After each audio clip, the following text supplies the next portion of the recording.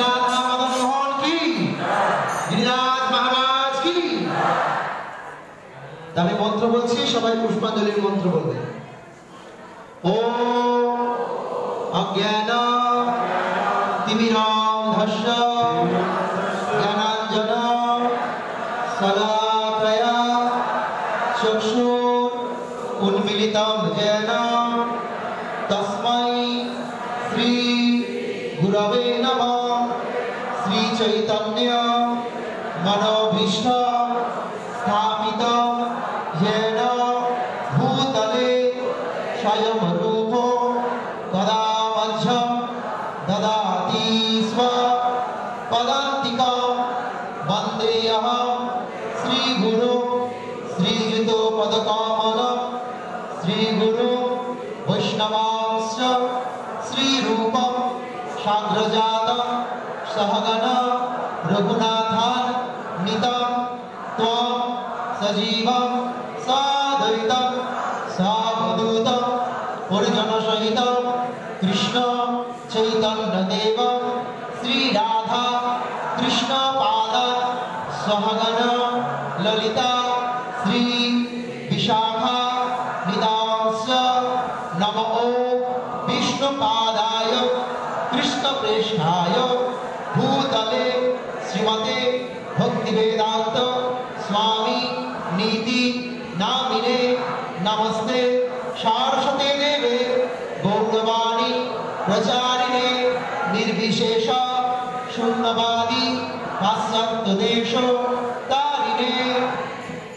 सप्ताह एवा अच्युतो हस्तो पंकजे भृंगाय माना फलमूलो कंदरय संक्षेपमान हरिमात्म बृंदकई गोवर्धनाद्रि शिरसा नमामि।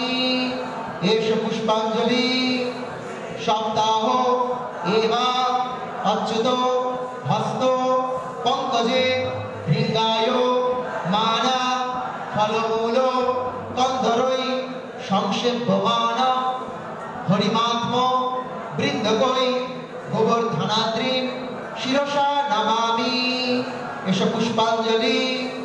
सप्ताह एवा अच्युतो हस्त पंकजे भृंगाय माना फलमूलो कंदरय संक्षेप्य मान हरिमात्म बृंदकई गोवर्धनाद्रि शिरसा नमामि।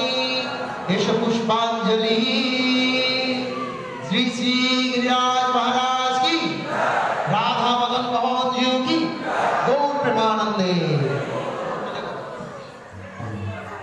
একটি ঝুড়ির মধ্যে ফুলটা দেওয়া হবে।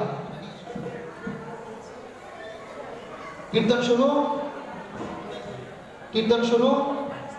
আপনারা ধীরে ধীরে পরিক্রমা করবেন, কেউ সামনে যাবেন না। পরিক্রমা করুন, ছবি তুলুন, সবকিছু করুন দূর থেকে, পুরো রাউন্ড করে।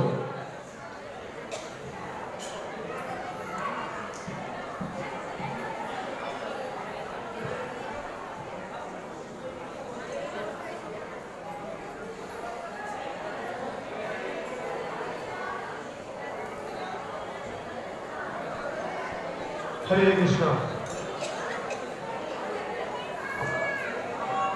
क्यों छोड़ाछुड़ी करबेन ना, झुड़िर मध्य फुल दिन।